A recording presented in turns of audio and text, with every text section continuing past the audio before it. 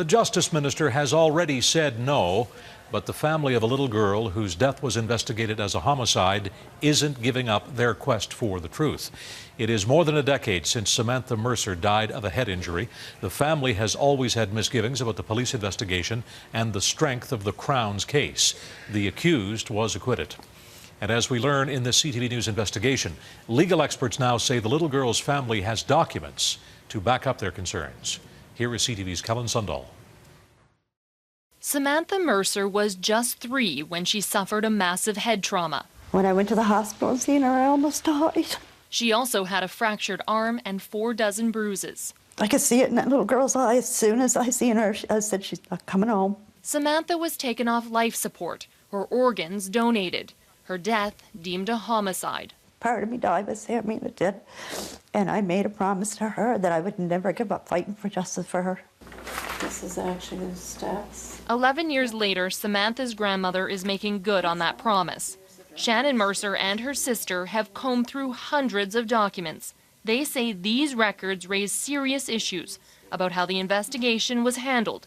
Debbie Dalrymple says a garbage bag filled with documents relating to the case showed up anonymously on her doorstep. There is something seriously wrong here. They believe the investigation by the Truro Police Service was flawed. Were they capable of doing a case like this? In March 2005, Samantha Mercer was home alone with her mother's boyfriend, Terry Dean Allen. Allen was charged with manslaughter. He testified Samantha fell down the stairs. A judge acquitted him at trial. I'm concerned that the investigation was mishandled. The family has hired criminal lawyer Brian Bailey. Based on what I've seen, it does not appear that Truro Police Service had the resources to properly investigate this matter at that time. During the trial, an officer testified he noticed a dented piece of wall in Samantha's bedroom. The court heard gyprock embedded with her hairs was removed during a search of the home. The Crown alleged Samantha's head hit that wall. I want to know how come that date was never submitted in. I want to know who took it out. Even the trial judge had concerns about that key piece of evidence.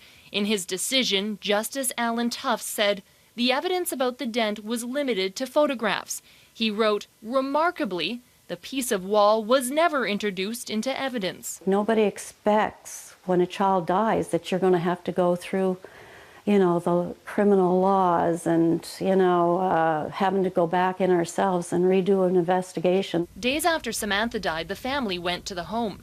They took their own photos and called police back to collect more evidence. They handed items, including Samantha's clothes, to an officer. He'd asked for something to put the clothes in, and my sister brought out a Sobeys bag. He flipped it inside out, threw her clothes in, and walked out the door. These are letters between the Crown and the Truro Police Service. At least 40 were sent during the first year of the investigation. The Crown repeatedly asked for more information. In a letter dated October 13, 2005, the Crown states outstanding issues could hurt the case.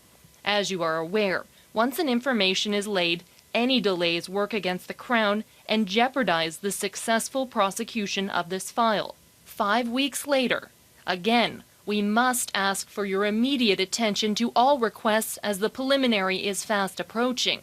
Then, after at least 2 previous requests for the investigator's notes, the Crown writes, we must have copies of your notes. This is essential disclosure. But this letter from a senior Crown attorney to the deputy police chief is perhaps the most telling. In it, the lawyer details his request for a search warrant and photos of Samantha's bedroom. He tells the deputy chief that 10 days after his request, no progress had been made. He says he was told by the lead investigator he has no police vehicle and no phone. He advised that he is responsible for a number of other investigations and had not had time to advance this particular investigation. I know that there's some wrongdoing here. I know it in my heart and soul. And I believe somebody has to be responsible for this. Last year, the family asked Nova Scotia's Justice Minister for an inquiry. Diana Whalen had senior officials re-examine the case. In a letter to the family, Whalen states, they did not determine that the actions of the Truro police were responsible for the court's finding of not guilty.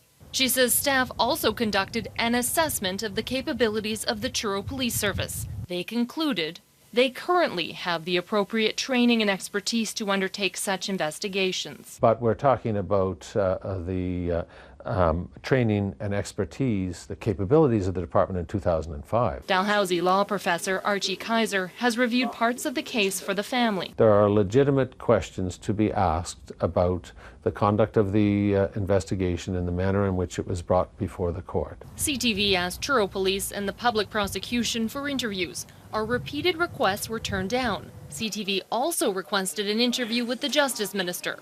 We were told a spokesperson for the department would answer our questions. We have every confidence in the ability of the Truro Police.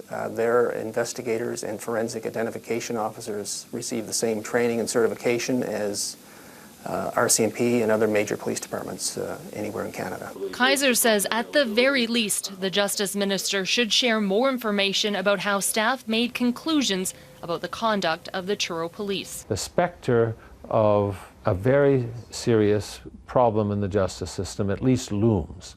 It can't be dispelled for the family, or in my opinion for the public, until there's a great deal more of information sharing. Somebody has to be responsible for this, and they do.